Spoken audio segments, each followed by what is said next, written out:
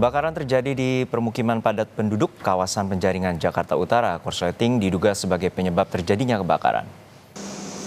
Kebakaran terjadi sekitar pukul 5 pagi waktu Indonesia Barat. Api muncul dari rumah salah satu warga yang diduga terjadi korsleting. Seorang nenek 70 tahun meninggal dalam kejadian ini. Sebanyak 15 unit mobil pemadam kebakaran dikerahkan ke lokasi. Petugas melakukan pendinginan setelah memadamkan api. Sebanyak 30 rumah ludes terbakar. Bangunan yang rata-rata terbuat dari kayu dan asbes tersebut memudahkan api semakin cepat menyebar.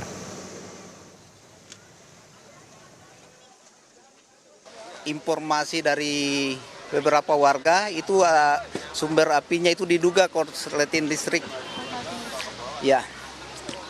Terus ada korban yang sempat terjebak di dalam, namanya Ibu Sophia, karena waktu mau ditolong sama warga lainnya, ternyata api sudah membesar di depan kamarnya, jadi nggak bisa ketolong. 5 pagi udah ada asap, cuman kebetulan nggak ngasih info. Saya pulang ngantar anak sekolah kurang lebih jam 6 seperempat, udah ada teriak sebelah saya kebakaran. Kita sendiri mencoba untuk membantu kebakaran, udah nggak tolong. Saya sendiri aja pakaian apa semua nggak bisa keselamatan. Untuk mengetahui pemadaman kebakaran di titik Penjaringan, Jakarta Utara, kita telah terhubung dengan jurnalis Kompas TV, Audrey Zivanya. Audrey, hingga saat ini bagaimana proses penyelidikan sementara terkait dengan penyebab kebakaran dan apakah saat ini api sudah betul-betul dapat dipadamkan?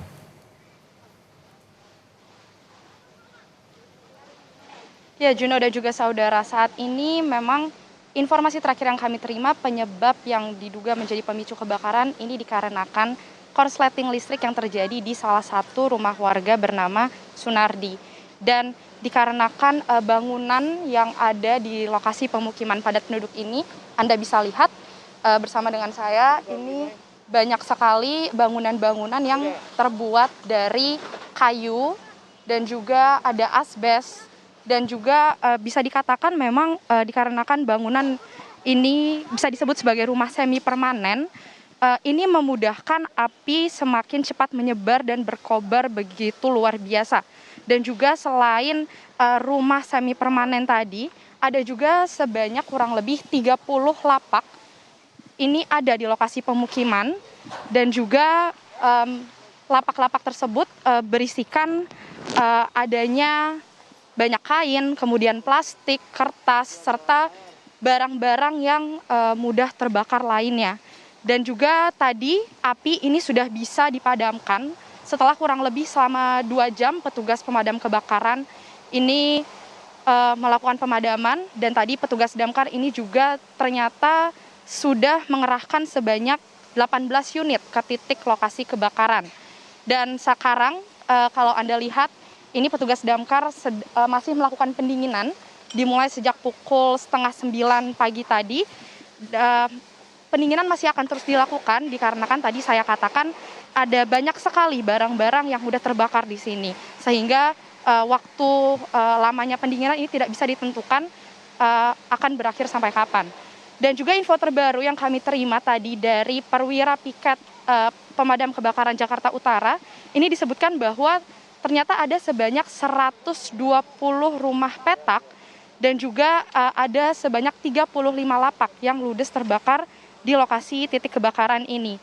Dan dari insiden yang terjadi ini terkait korban jiwa, ini hanya ada 1 korban jiwa, yaitu seorang nenek parubaya yang berusia 70 tahun. Juno. Ya, Audrey, untuk saat ini bagaimana dengan kondisi warga yang puluhan rumahnya terbakar dan bagaimana proses evakuasi dan juga korban yang meninggal tadi, bagaimana dengan proses penanganannya?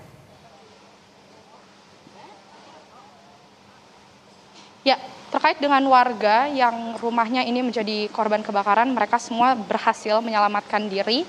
Namun memang terkait dengan barang-barang berharga, surat-surat berharga ini tidak bisa diselamatkan karena kobaran api yang begitu cepat menyebar, saya katakan tadi. Dan saat ini warga semua sudah bisa mengungsi ke sebelah lokasi. Ini ada juga pemukiman padat penduduk, ada rumah warga juga. Di sana mereka bisa mengungsi untuk sementara. Dan juga terkait dengan seorang nenek yang menjadi salah satu korban jiwa ini masih menunggu untuk proses evakuasinya dikarenakan dari tim petugas pemadam kebakaran dan juga pihak kepolisian meskipun mereka sudah standby sejak tadi kurang lebih 1 jam yang lalu, ini mereka belum bisa mengevakuasi korban dikarenakan masih menunggu kedatangan dari palang hitam atau ambulans karena dikatakan oleh perwira piket dari petugas pemadam kebakaran Jakarta Utara sendiri, mereka tidak bisa mengevakuasi korban jika ambulans ini belum datang. Jadi posisinya saat ini nenek tersebut masih berada di wilayah sana, di tempat dia tidak bisa diselamatkan. Dan juga terkait kronologi apa yang membuat nenek ini tidak bisa diselamatkan karena memang nenek berinisial S ini, ia tinggal satu rumah dengan Sunardi yang merupakan rumah titik awal terjadinya percikan api.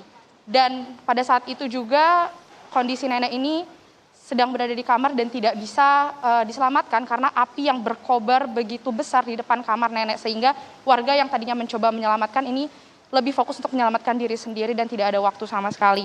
Dan saat ini kami juga masih menunggu kedatangan dari ambulans atau palang hitam untuk mengevakuasi korban jiwa. Juno. Baik, terima kasih atas laporan Anda, jurnalis Kompas TV, Audrey Zevanya dari Penjaringan, Jakarta Utara.